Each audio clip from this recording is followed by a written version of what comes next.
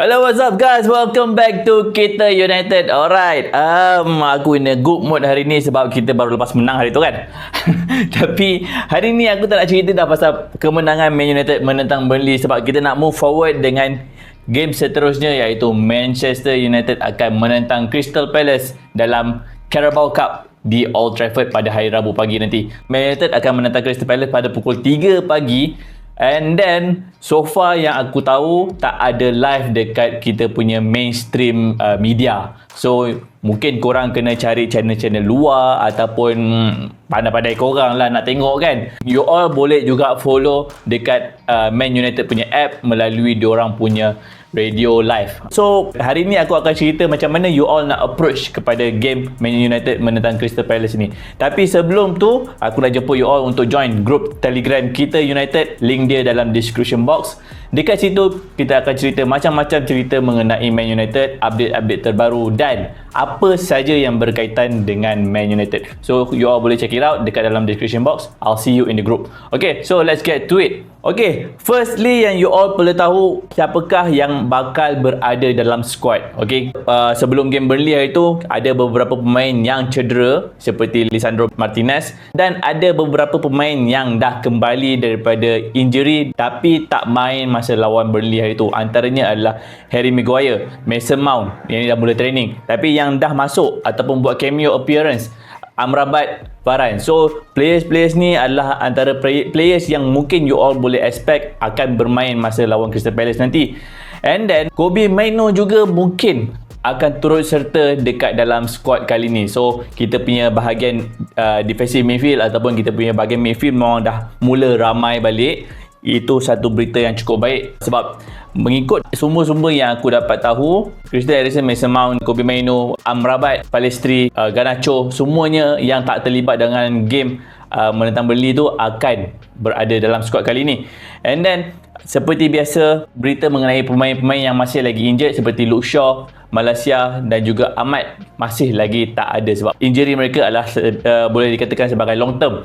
Dan juga Jadon Sancho dan Anthony, mereka pun tidak akan ada dalam squad. Seterusnya, you all perlu tahu juga bahawa Crystal Palace pun tengah tempang sekarang. Mereka tak ada Michael Olise, tak ada James Tomkins, tak ada Jefferson Lerma dan juga Matheus Franca. So, baru-baru ni aku ada baca dekat dalam berita di Manchester Evening News yang Roy Hodgson pun ada menyuarakan dia punya rasa kegusaran bahawa dia mungkin tak dapat main attacking football untuk menentang Man United nanti. So, kita harapkan kita akan dapat dictate kita punya game kali ini and then kita boleh mencapai kemenangan. Satu lagi benda yang you all perlu tahu adalah head to head antara Man United dan juga Crystal Palace. Kalau ikut rekod, Man United dengan Crystal Palace ni dah bertemu sebanyak 63 kali. So, on average lebih kurang 30 tahun tanpa miss. Dan Man United menang lebih kurang 40 kali pertemuan menentang Crystal Palace. So, kalau mengikut statistik yang daripada 63 perlawanan, kita menang 40 perlawanan,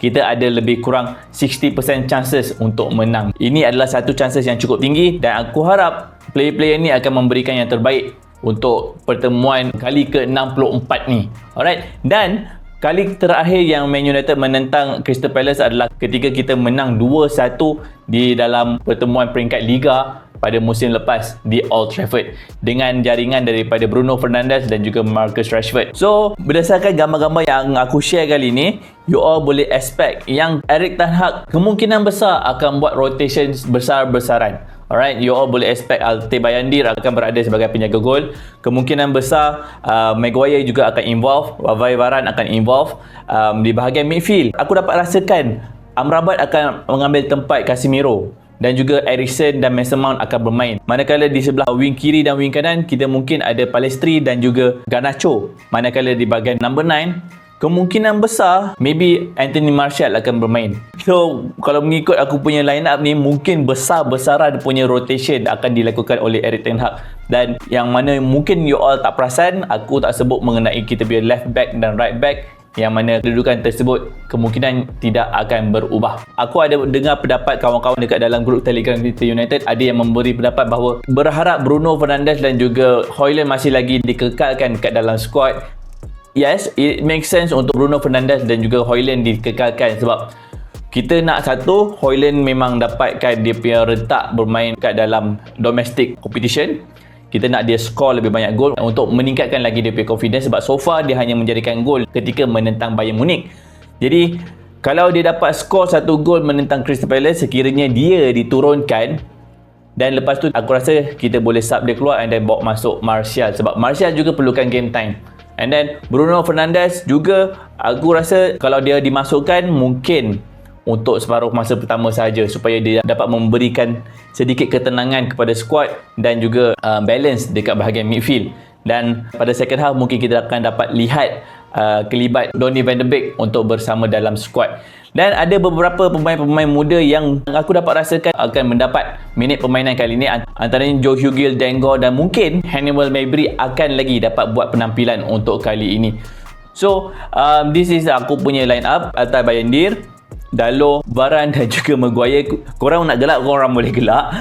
Dan di sebelah kiri kita akan ada Reguilon. Di bahagian midfield kita akan main single pivot, iaitu dengan Amrabat. Di hadapan dia ada Christian Eriksen dan juga Mason Mount. Sebelah kanan kita akan ada Pellistri, Garnacho dan juga Anthony Martial. Korang boleh komen dekat bawah mengenai apakah korang punya expectation line up untuk kita punya squad menentang Crystal Palace kali ini. Dan yang terakhir, expectation aku adalah tak akan ada lagi injuries macam biasa kepada kita punya squad, lebih-lebih lagi kepada kita punya barisan defenders.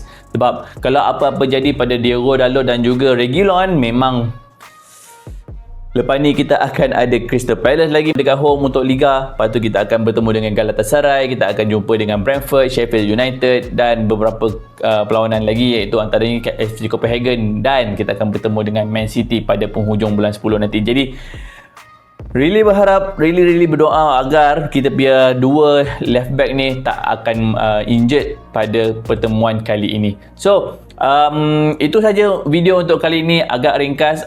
Sekiranya korang suka dengan video kali ini, make sure korang tekan butang like, share dan pastikan korang subscribe. Sebab apa? Kalau korang tak subscribe, aku rasa Man United akan menghadapi kesukaran untuk menentang Crystal Palace kali ini. So pastikan korang subscribe dan I'll see you in the next one. Bye bye.